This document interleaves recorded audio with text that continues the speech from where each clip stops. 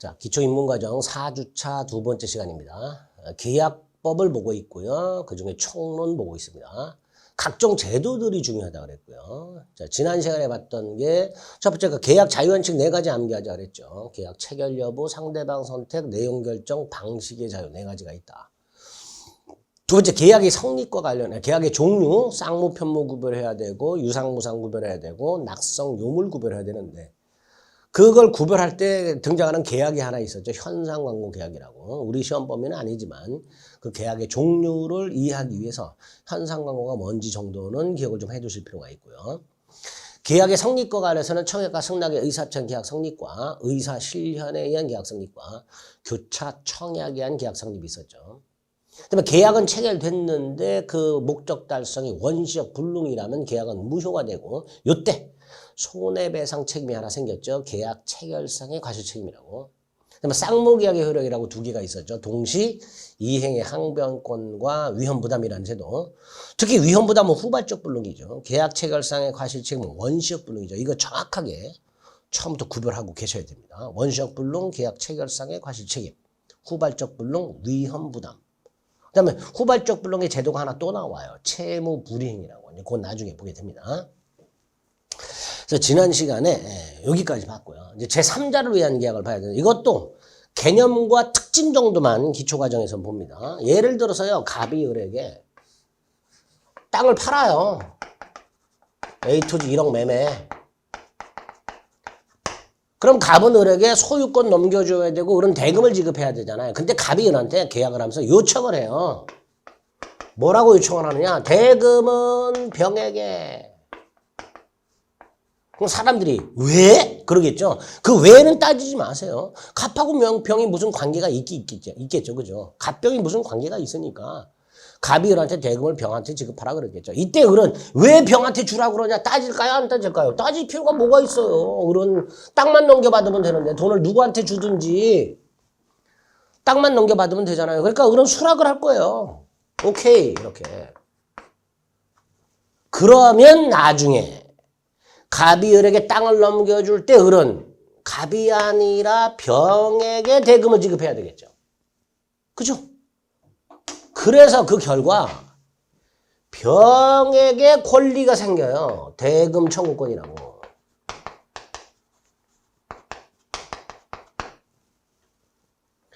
매매와 같은 쌍무계약상 권리가 계약 당사자 갑과 을이 아닌 제3자에게 발생해요. 이런 걸 제3자를 위한 계약이라 한다. 계약에 의해서 갑과 을의 매매계약, 당사자 일방 을이 제3자 병에게 대금을 지급할 것을 약정했다면 그 제3자 병은 을하고 계약을 한 적이 없지만 그 을에게 직접 이행을 청구할 수 있다. 이렇게 되죠.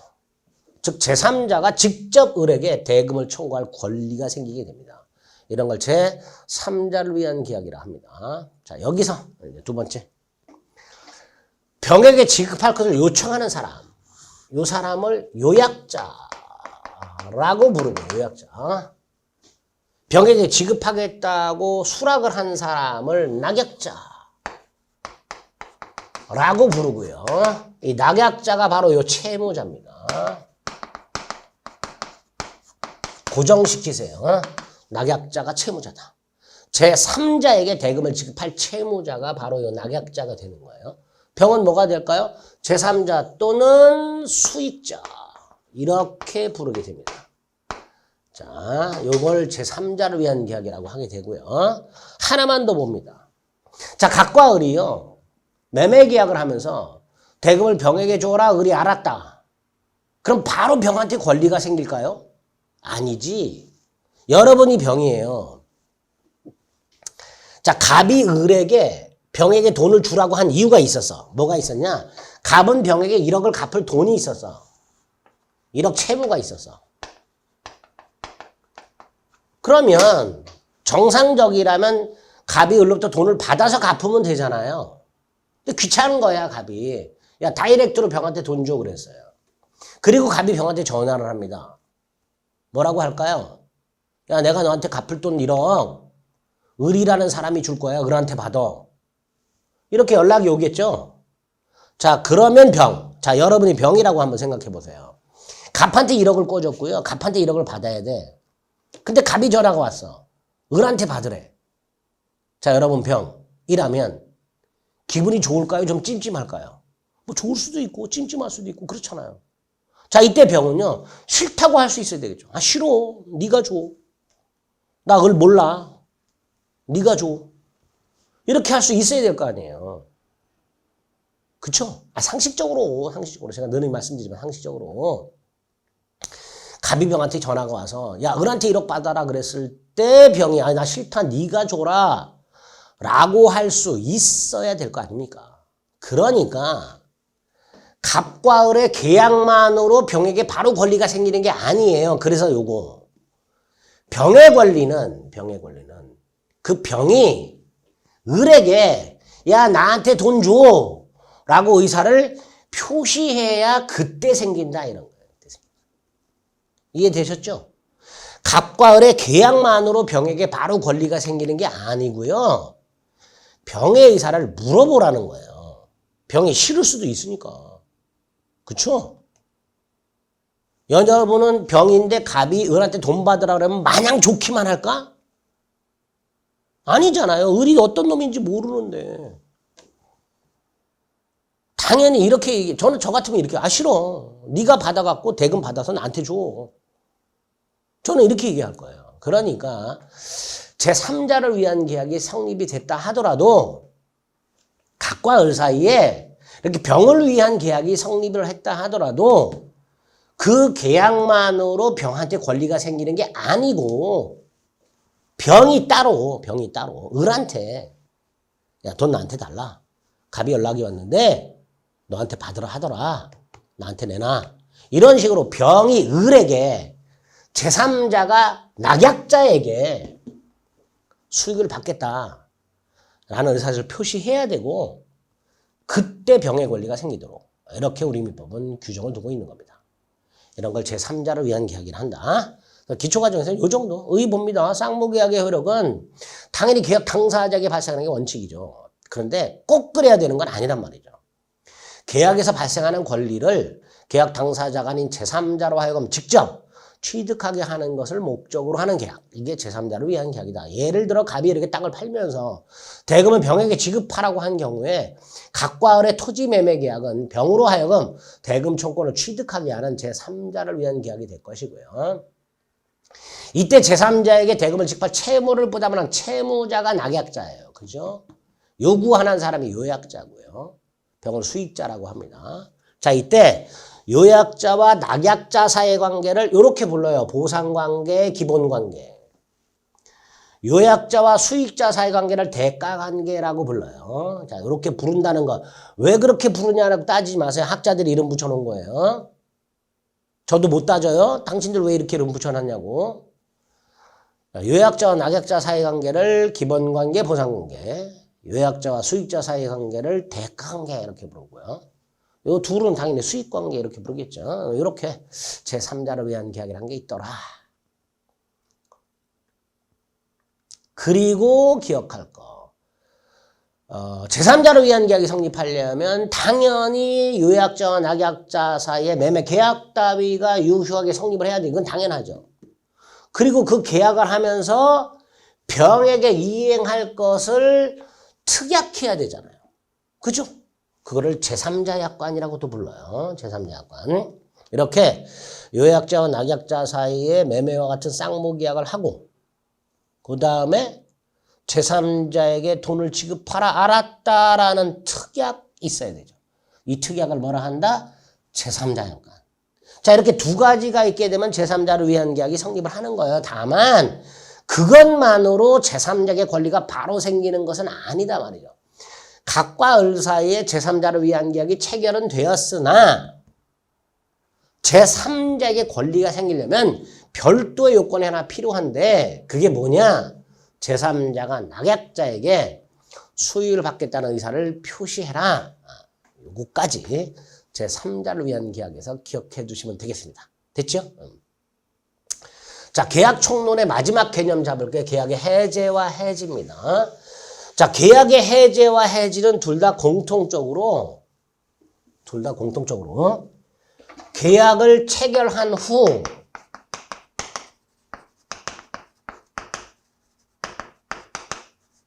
후에 일정한 사유가 생겨요. 계약 당시가 아니고요. 계약을 체결하고 난 후에 일정한 사유가 생겨요. 그러면 이 사유가 뭐냐? 대표적인 게 채무 불이행이에요.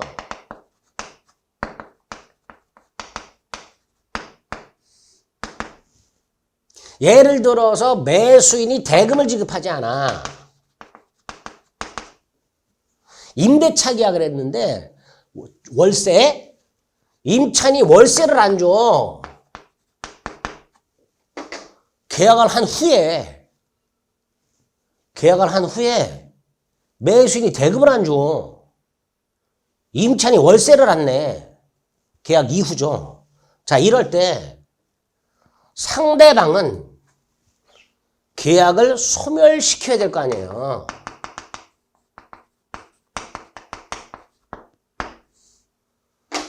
더 이상 을과의 계약 관계를 유지할 수가 없잖아요. 언제까지 기다려? 돈 안 주는데, 월세 안 주는데 언제까지 기다려? 그러니까 상대방 입장에서는 더 이상은 기다리지 못하고 계약을 소멸시켜야 될 거 아니에요. 그것도 일방적으로. 그죠? 그 일방적으로 계약을 소멸시키는 권리가 해제권, 해지권이에요. 자, 이때 해지는 어떤 차이가 있냐? 해제는요, 소급해서 소멸시켜요, 계약을. 반면에 해지는요, 장래를 향하여 소멸시켜요. 차이가 있죠? 그러니까 우리 통신사 2년 약정했다가 중간에 통신사 바꿀 때 기존 통신사하고 계약을 해제를 해요, 해지를 해요. 해지를 하잖아, 해지. 그죠?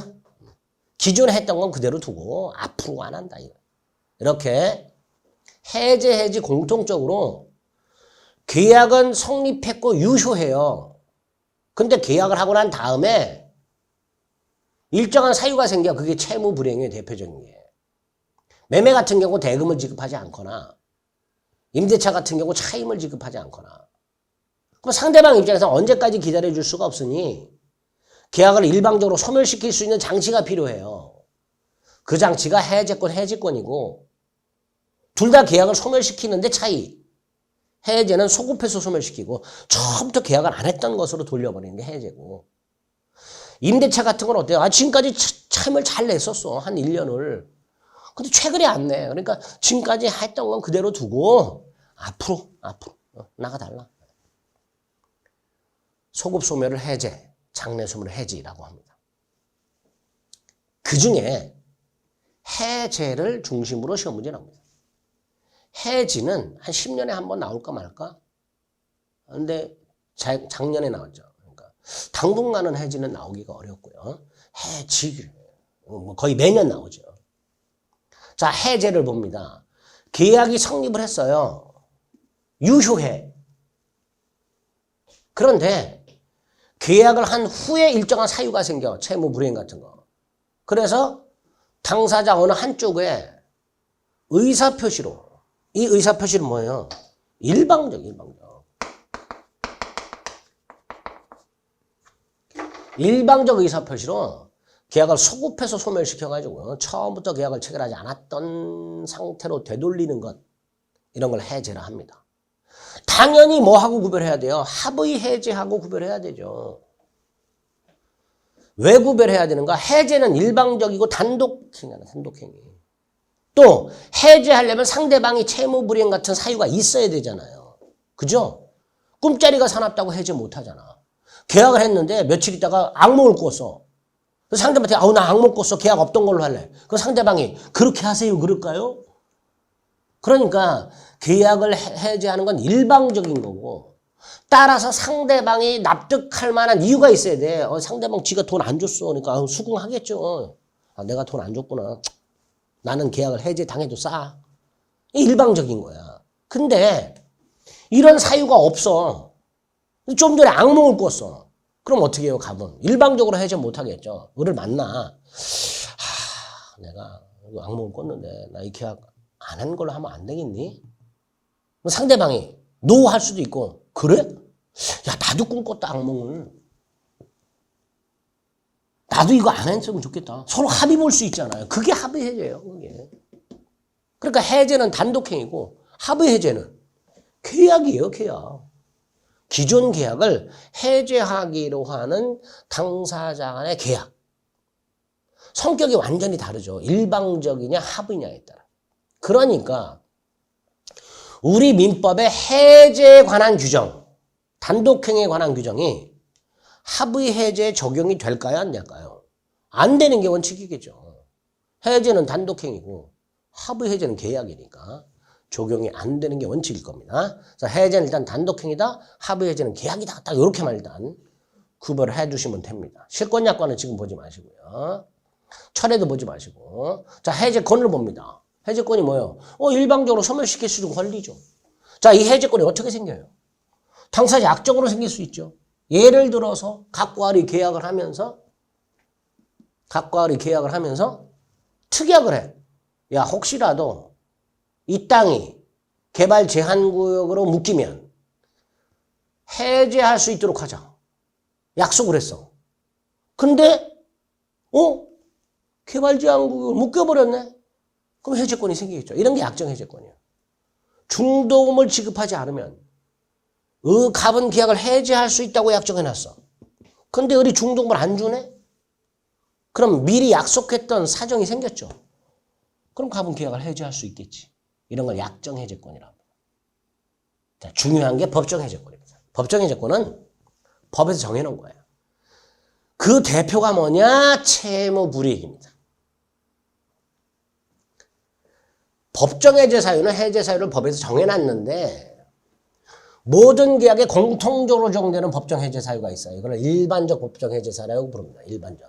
그 다음에 매매나 이런 개별 계약에 가면 따로 규정을 한 게 있어요. 이걸 개별적 법정 해제 사유라고 부르는데 당연히 우리 시험에서는 일반적 법정 해제 사유를 물어보는 거예요.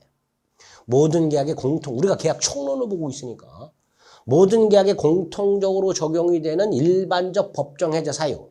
뭐가 있어요? 채무 불이행이라고 그랬잖아요. 채무 불이행. 그 다음에 이 채무 불이행이 크게 두 가지 형태로 규정해놨어요. 우리 민법이. 하나가 이행지체고요. 하나가 이행불능이에요. 자, 여기서 이행지체는 매수인 생각하세요. 매수인이 대금을 안 주고 있어. 이게 이행지체예요.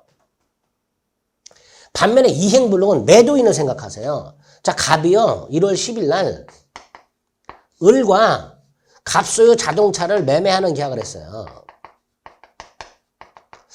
자동차는 1월 10일 날 넘겨주고 돈 받기로 했어요. 1월 20일 날 넘겨주고 돈 받기로 했어요. 그런데 1월 15일쯤 갑이 운행을 나갔다가 깜빡 졸음운전을 해서 교통사고가 나가지고요. 자동차를 폐차를 하게 됐어요. 졸음운전에 의해서 사고. 갑의 잘못으로 자동차가 폐차가 됐으니까 갑은 20일 날 못 넘겨주잖아요.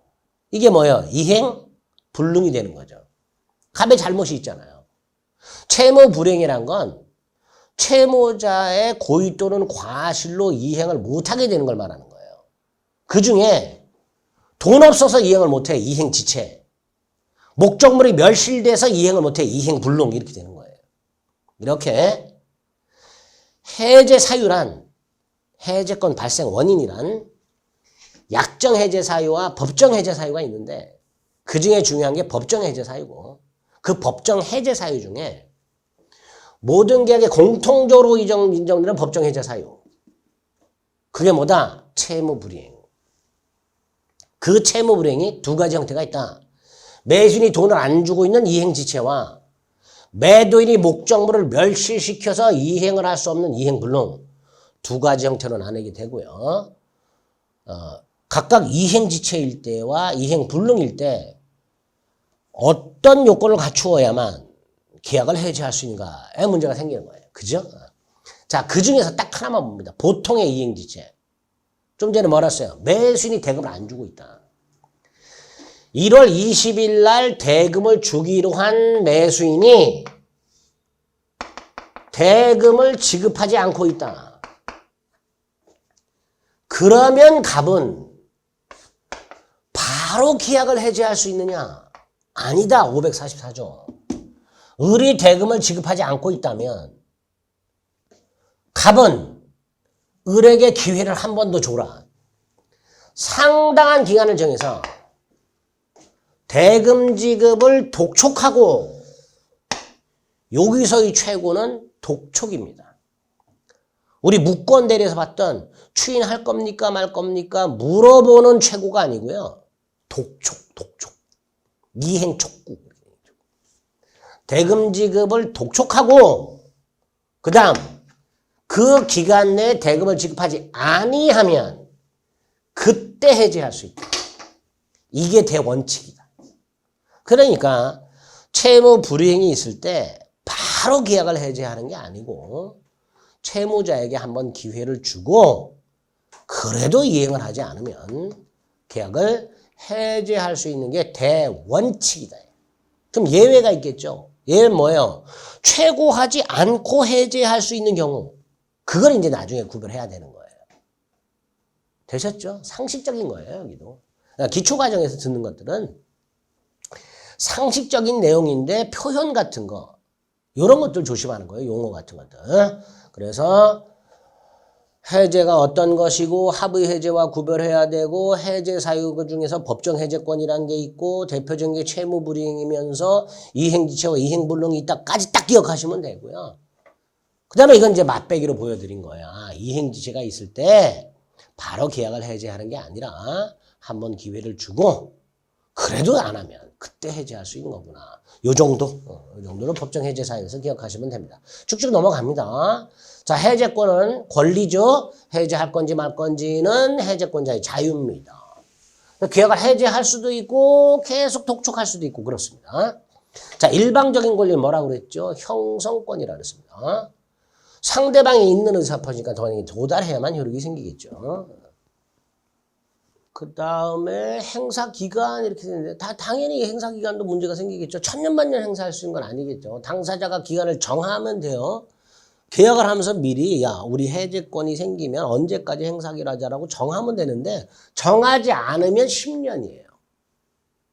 보통 일방적 권리를 형성권이라고 그랬죠. 그 형성권의 경우에 당사자가 미리 행사기한을 정하면 그 정한 기간 내에 행사하면 되는데 기간을 정하지 않으면 보통 10년이에요.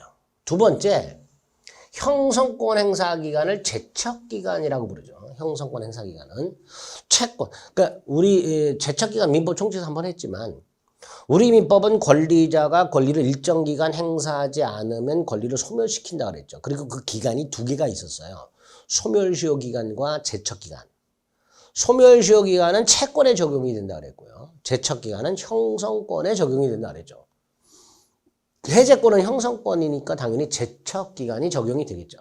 그래서 해제권 행사 기간과 관련해서 당사자가 기간을 정하면 정한 기간 내에 행사하면 되고 정하지 않으면 10년이에요. 근데 이 10년이 너무 길어요.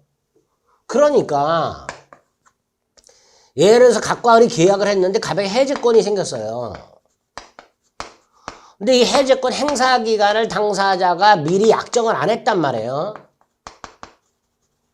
그럼 갑은 10년 내에만 행사하면 돼요.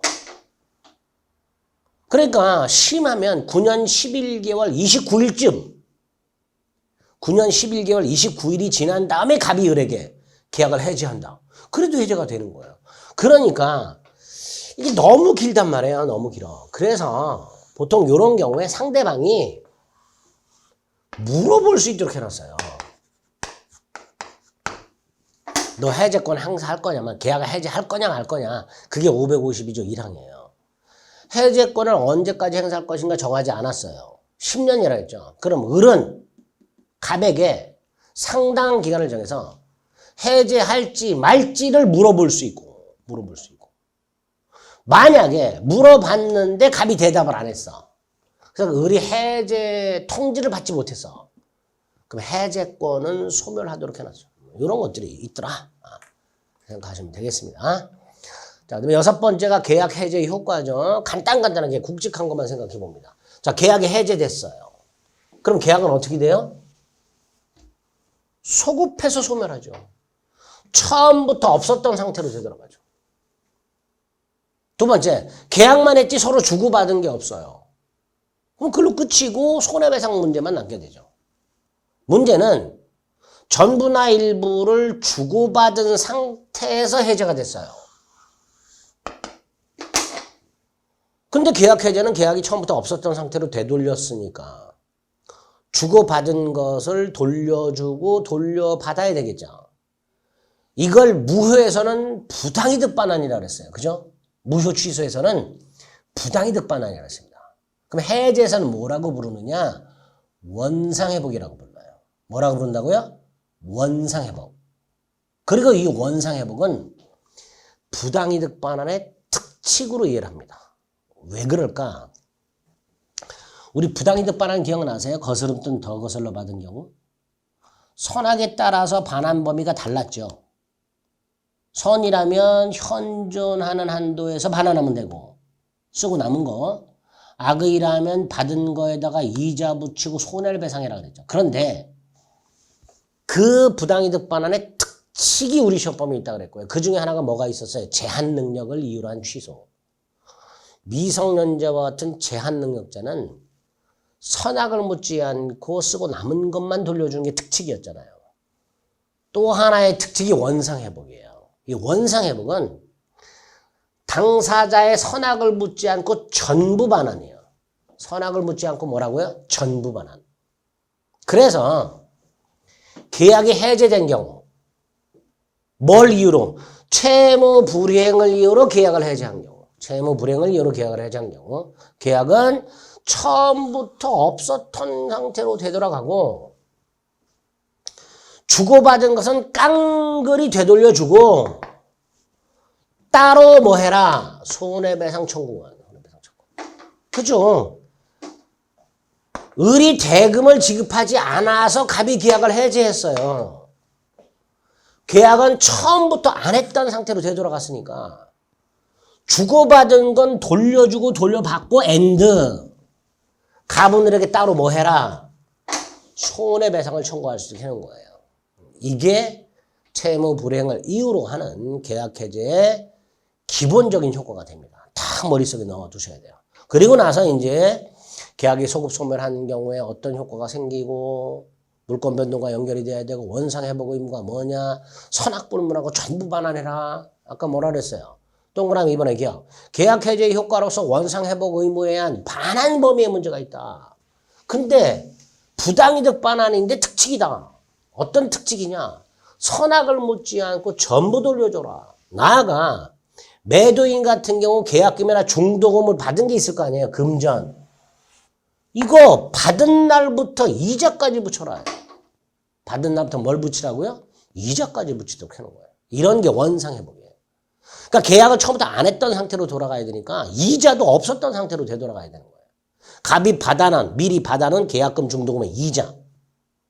갑이 계약금 중도금을 안 받았던 상태로 되돌아가야 되니까 그 계약금 미리 받아둔 계약금 중도금의 이자까지도 돌려주도록. 그래서 결과적으로 선악불문하고 전부 돌려주도록 하고 있는 게 원상 회복 의무다. 기초과정에서는 채무 불이행을 이유로 계약이 해제된 경우에 크게 3가지 효과가 생긴다. 계약은 소급해서 소멸하며 깡그리 반환하는 원상회복 의무가 생기고 따로 뭐 할 수 있다? 손해배상을 청구할 수 있다. 이렇게 기억을 해 두시면 되겠습니다. 됐죠? 해지는 딱 하나만 기억하시면 돼요. 장래를 향하여 소멸시킨다고요. 대표적으로 임대차 계약을 했는데요. 전월세 계약, 특히 월세. 임차인이 월세를 지급하지 않으면 임차인은 계약을 장래를 향하여 소멸시킬 수 있다. 그런 걸 뭐라 한다? 해지를 한다. 해지를 한다. 그 정도. 자, 여기까지가 이제 계약 총론에 관련된 내용들입니다. 계약 강론이 나오죠. 계약 강론에는 제가 말씀드렸죠. 매매교환 임대차 3개가 있다고. 그래서 이 계약 강론 매매교환 임대차에서 핵심이 뭐냐? 그 계약의 효력이에요. 매매계약의 효력. 임대차 계약의 효력, 교환 계약의 효력. 근데 이 계약의 효력이란 건 뭐냐? 개개의 계약의 효력이라는 게 뭐냐? 그 계약을 한 당사자에게 어떤 권리와 의무가 생기는가. 그게 그 계약의 효력이에요. 결국 계약 강론에서의 핵심 포인트는 매매 계약을 했을 때, 교환 계약을 했을 때, 임대차 계약을 했을 때 그 계약을 한 당사자에게 구체적으로 어떤 권리와 어떤 의무가 생기는가. 그게 포인트가 되는 겁니다. 참 간단히 기초과정에서는 개념하고 특징 정도를 확인해 봅니다. 매매 계약이 뭔지는 아시죠? 물건 사고 파는 거잖아요. 그죠? 근데 이제 법을 공부하셨으니까 조금 멋있게 무슨 계약의 뜻, 매매나 교환이나 임대차 계약의 뜻 이렇게 나오면 양당사자가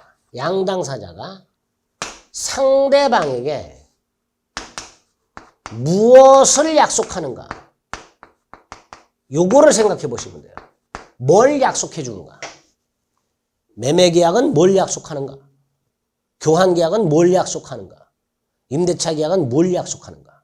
자, 매매 계약은 뭘 약속하는가? 한쪽은 재산권을 넘겨주겠다고 약속을 해요. 한쪽은 뭘 약속한다고요? 재산권을 넘겨주겠다고 약속을 해요. 그럼 상대방은 뭘 약속하죠? 대금을 지급하겠다고 약속을 하는 거예요. 이게 매매계약이다. 일방은 재산권 이전을, 차방은 대금 지급을 약정하는 계약이 매매계약이다. 자, 재산권 이전을 약속하는 사람을 뭐라고 부를까요? 매도인이라고 불러요. 대금 지급을 약속하는 사람을 뭐라고 부를까요? 매수인이라고 부릅니다. 이렇게 매도인은 재산권 이전을, 매수인은 대금 지급을 약속함으로 성립하는 계약이니까 낙성이죠. 약속만 성립한다고 그랬죠. 둘 다 채무가 생기니까 쌍무죠. 계약이 끝나면 주거니 받거니 하니까 유상이죠. 구두로 해도 되고 계약서 써도 되죠. 방식이 정해져 있지 않지요. 분료식이라고 합니다. 매매계약은 꼭 계약서를 쓰라고 되어 있지는 않아요. 그러니까 구두로 해도 되고요. 계약서 써도 되고요. 이런 걸 분료식이라고 합니다. 매매계약의 뜻과 특징, 낙성계약이고 쌍무계약이고 유상계약이고 분료식 계약이다. 이렇게 생각하시면 됩니다. 그리고 매매에 관한 규정을 다른 유상계약에 적용한다 그랬죠. 자, 특징을 간단히 보면 매도인은 재산권을 넘겨줘야 된다 그랬죠. 여기서 그 재산권이 꼭 매도인 소유여야 되느냐? 아니어도 돼요. 예를 들어서요. 각과 을 사이에 A 토지를 매매하는 계약을 했는데 이 A 토지가 계약 당시 병소유야. 그럼 결과적으로 갑과 을은요. 타인 권리를 매매한 거잖아요. 근데 이것도 유효한 거예요. 왜? 갑은 약속을 했어. 뭔 약속을 했어요? 재산권을 넘겨주기로 약속했지 자기 재산권을 넘겨주겠다고 약속한 게 아니잖아요. 그죠? 갑이 을한테 내 재산권을 넘겨주겠다고 약속한 게 아니고 내 거든 아니든 특정한 재산권을 넘겨주겠다고 약속을 하는 거란 말이에요. 그러니까 타인 권리 매매도 일단은 어떻다? 유효다. 이렇게 되겠죠. 두 번째, 이 재산권은요. 보통은 소유권일 거잖아요. 그죠? 근데 우리가 매매하면 꼭 소유권만 생각하는데 아닙니다. 지상권도 매매할 수 있고요. 전세권도 매매할 수 있고요. 저당권도 매매할 수 있고요. 특허권도 매매할 수 있고요. 저작권도 매매할 수 있고요. 그렇죠? 그래서 재산권은 꼭 소유권에 한하지 않는다. 이렇게 되죠. 또 현재 존재하지 않는 재산권. 이것도 매매 대상으로 할 수 있냐? 있다. 대표적인 게 뭐예요? 분양계약 같은 거. 공장에서 제작 중인 자동차 매매계약 같은 거. 아파트 분양계약 같은 거 한번 선분양 생각해 보세요. 아직 그 아파트에 대한 소유권은 존재하지 않아요. 그런데도 이미 매매계약을 한 거예요. 미리. 그러니까 장래재산권도 매매 목적이 될 수 있다. 타인 권리 매매도 가능하고 약속만 하는 거니까. 꼭 소유권에 한하지 않고 특허권 따위도 가능하고 현재 존재하지 않고 장래 발생하는 재산권도 얼마든지 매매 대상으로 할 수 있다. 이렇게 되죠. 그 다음 상대방은 대금을 지급한다 그랬잖아. 따라서 이 대금은 반드시 돈이어야 돼. 반드시 돈. 만에 하나 각과의 A 토지를 1억에 매매하는 계약을 했는데 을이 대금을 9천만 원을 금전으로 주고 모자라는 1,000만 원은 다이아 반지로 주기로 했다. 요렇게 계약을 했다면요. 요건 매매가 아니고 교환 계약이라고. 교환 계약. 매매 계약은요. 반드시 상대방이 주기로 하는 대금은 뭐여야 된다? 금전이어야 됩니다. 왜요? 금전이 아닌 걸 주기로 하는 건 교환 계약이라는 게 따로 있단 말이에요. 아시겠죠? 그래서 매매 계약에서 매수인의 반대급부는 반드시 금전에 한다. 이 정도를 특징으로 기억하시면 됩니다. 매매 계약이 성립하려면 어때요? 목적이 일치하면 되잖아요. 재산권을 넘겨주겠다는 것과 대금을 지급하겠다는 것에 대한 합치만 있으면 되죠. 따라서 언제 대금을 지급할 것인가, 어디서 줄 것인가 등등은 매매계약의 목적이 아닌 부수적 사항에 불과하기 때문에 이런 거 없어도 매매계약은 성립하는 거예요.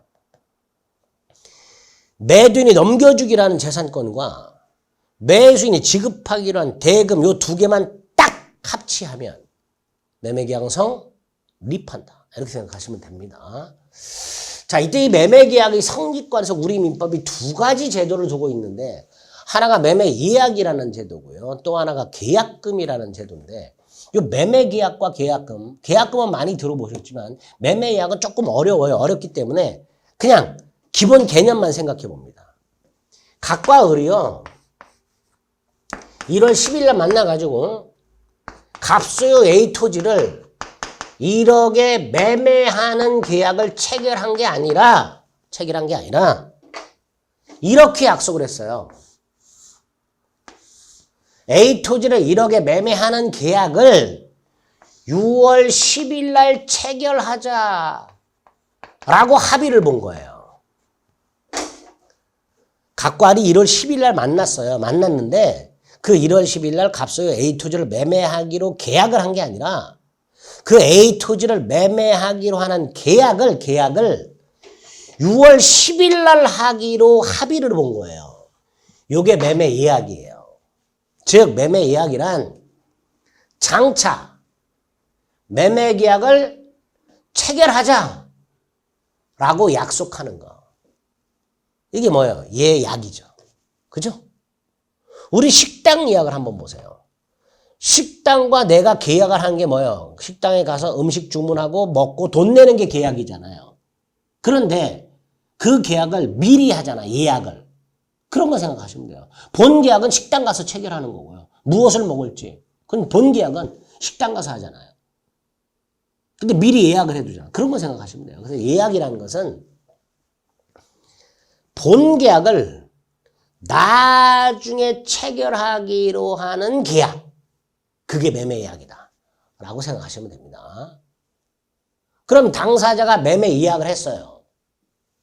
그럼 이 당사자는 그 예약대로 6월 10일 날 계약을 체결해야 할 의무가 생기겠죠. 그죠? 그게 매매 예약이다 라고 생각하시면 돼요. 왜 이런 짓거리 하는지 신경 쓰지 마시고요. 매매 예약은 지금 당장 계약을 하는 게 아니고 장차 계약을 하기로 계약하는 거구나. 장차 언제 계약을 하자고 합의하는 거구나. 이게 매매 예약이구나. 이렇게 생각하시면 되고 이걸 어떻게 써먹는가 이건 나중에 보겠습니다. 매매 예약은 그런 거다. 그 다음에 이제 계약금이라는 게 계약금은 많이 들어보셨죠. 보통 우리 실무적으로 어떻게 돼요?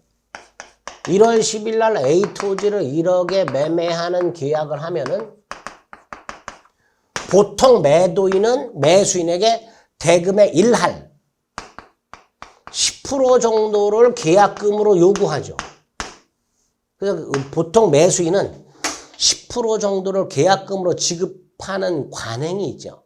일단 이제 그거 생각해 보시면 되는데, 자, 민법상 계약금은 우리가 알고 있는 상식적인 계약금하고는 조금 달라요. 그래서 이거 시험 문제 많이 냅니다. 계약금은. 자, 일단 계약금이란 매매와 같은 유상 계약을 하면서 그 계약에 부수해서 당사자 일방이 매수인이 상대방 매도인에게 교부하는 주는 금전뿐만 아니라 값어치가 나가는 물건까지도 계약금이 돼요. 까지도. 계약금이라고 해서 꼭 금전만 계약금이 되는 건 아닙니다. 자, 여기서 두 가지를 조심하셔야 돼요. 하나는 교부할 것을 약정하는 게 아니라 교부하는 거예요. 두 번째, 물건도 계약금이 돼요. 물건도. 그러니까 예를 들어서 갑이 1,000만 원을 계약금으로 요구했을 때 을이 계약금을 금전 1,000만 원을 지급할 수도 있고요. 1,000만 원짜리 다이아몬드 반지를 주고 이것도 계약금이 되는 거예요. 이것도. 돈 1,000만 원뿐만 아니라 1,000만 원짜리 다이아몬드 반지도 계약금이 될 수 있는 거예요. 이렇게 첫째 상식을 깨야 된다. 금전 아닌 것도 물건도 계약금이 될 수 있다. 두 번째, 계약금을 줘야만 계약금이 되는 거예요. 그래서 계약금 계약이라고 요물 계약이 됩니다. 동그라미 2번을 보면 매매 계약을 하면서 반드시 계약금을 지급해야 되냐? 그건 아니죠. 우리가 편의점이나 마트 가서 물건 사는 것도 매매인데 계약금 줘보신 적 없죠. 그러니까 매매 계약을 하면서 반드시 계약금을 줘야 되는 건 아니기 때문에 계약금을 주려면 따로 계약금을 주는 약속을 해야 되는 거예요. 우리 편의점이나 마트 같은 데서 시장 같은 곳에서 물건을 살 때는 매매 계약만 한 거예요. 그죠? 그런데 이런 땅 같은 걸 계약을 할 때요. 자, 1억에 매매하는 계약을 하면서 플러스 갑이 1,000만 원 계약금을 요구하고 을이 갑에게 1,000만 원을 따로 줘요. 그러면 매매 계약과 별도로 계약금 계약이라는 걸 하는 거예요. 계약금 계약을. 이걸 대법원이 계약금 계약이라고 부르는 거예요. 아이고, 이게 왜 떴지? 자, 매매 계약 등을 체결하면서 반드시 계약금을 지급하는 것은 아니다. 따라서 계약금을 주려면 별도로 계약금 약정이 있어야 된다. 그게 계약금 계약이다. 이런 계약금 계약은 을이 갑에게 계약금을 주겠다 라는 약속만으로는 성립하지 않고요. 을이 계약금을 줘야 성립해요. 그러니까 무슨 계약이에요? 요물계약. 기억나시죠? 요것도 이제 상식을 깨야 되는 거예요. 단순히 계약금을 주기로 하는 약속은 계약금 계약이 아니에요. 그럼 보세요. 1월 10일 날 매매 계약을 했고요. 갑이 계약금을 달라 그랬더니 을이 15일 날 주겠다고 약속을 했어요. 이건 계약금 계약이 아니에요. 15일 날 주기로 하는 약속은 계약금 계약이 아니에요. 그 다음 15일이 됐어요. 갑이 을에게 계약금을 달라 그러겠죠. 을이 계약금을 주겠죠. 그게 계약금 계약이에요. 계약금을 주고받는 것, 그게 계약금 계약이에요. 그러니까 매매 계약과 계약금 계약은 반드시 동시에 할 필요가 없단 말이죠. 별개의 계약이고 다만 매매 계약이 주된 계약이고 계약금 계약은 매매 계약에 부수하는 종된 계약이고 그리고 요물 계약이기 때문에 계약금을 주겠다는 약속은 계약금 계약이 아니고 1월 15일 날 을이 갑에게 계약금을 주었을 때 그게 계약금 계약이 된다. 계약금 계약은 요물 계약이다. 이런 생각을 하시면 됩니다. 자, 이런 계약금에 대해서 우리 민법은 성질 요거 하나만 기억합니다. 해약금의 성질을 부여해놨어요. 해약금. 해약금이란 게 뭐냐 하면 보세요. 갑과 을이 계약을 했어요. 15일 날 계약금을 주고 받았어요. 그럼 계약금 계약을 했죠. 계약금 계약을 하는 순간 계약금을 주고 받으면 갑과 을에게 해제권이 하나씩 생겨요. 계약을 해제할 수 있는 권리가 하나씩 생겨요. 이렇게 계약금을 주고받은 당사자에게 해제권이 생기는 기능을 해약금이라고 부르는 거예요. 그걸 우리 민법이 규정을 해놓은 거예요. 그래서 위약금 보지 마시고. 저 565조만 한번 읽어봅니다. 매매의 당사자 일방 매수인이 계약을 할 때 금전이나 물건을 계약금 보증금 명목으로 을에게 줬을 때, 줄 것을 약속했을 때가 아니고 줬을 때, 그래서 요물계약이 되는 거예요. 양당사자에게 뭐가 생기고 해제권이 생기고 그 해제권을 이렇게 행사를 해라. 계약금을 준 사람은 계약금을 포기하면서 해제할 수 있고 받은 사람은 받은 것에 100을 돌려주고 해제할 수 있다. 이게 바로 민법이 규정한 해약금이라는 기능입니다. 요거를 조금 자세히 봐야 돼요. 조금 어렵죠. 자, 기초과정에서는 첫째 계약금은 물건도 된다. 두 번째, 계약금을 주고 받으려면 계약금 계약이라는 걸 따로 해야 되는데 이 계약금 계약은 유물계약이다. 따라서 계약금을 주고 받는 것, 이게 계약금 계약이다. 세 번째, 이렇게 계약금을 주고 받으면 가장 중요한 거, 양당사자에게 뭐가 생긴다? 해제권이 하나씩 생긴다. 앞에서 봤던 채무불이행을 이유로 한 해제 말고 계약금을 주고받은 당사자에게 따로 해제권이 하나씩 생긴다. 계약금을 준 사람은 계약금을 포기하고 계약을 해제할 수 있는 권리가, 계약금 받은 사람은 100을 상환하고 계약을 해제할 수 있는 권리가 하나씩 생긴다. 이런 걸 뭐라 한다? 해약금이라 한다. 여기까지 기초과정에서는 기억을 해주시면 되겠습니다. 자, 매매계약의 형익관에서 매매예약이라는 개념과 계약금이라는 개념까지 살펴봤습니다. 그 다음에 중요한 게 매매계약의 효력이라고 그랬고요. 계약의 효력. 계약의 효력은 매도인의 권리 의무, 매수인의 권리 의무라고 그랬죠. 자, 구체적인 권리와 의무는 나중에 살펴볼 거예요. 이런 것들 지금 보시지 말고요. 다 뺐어야 되는데. 담보 책임도 대단히 어렵습니다. 이것도 그냥 넘어갈 거예요. 자, 환매라는 개념만 하나 더 잡으면 됩니다. 기초과정에서는 이 환매에 관한 개념은 시간을 좀 달리해서 다음 시간에 살펴보겠습니다. 수고하셨습니다.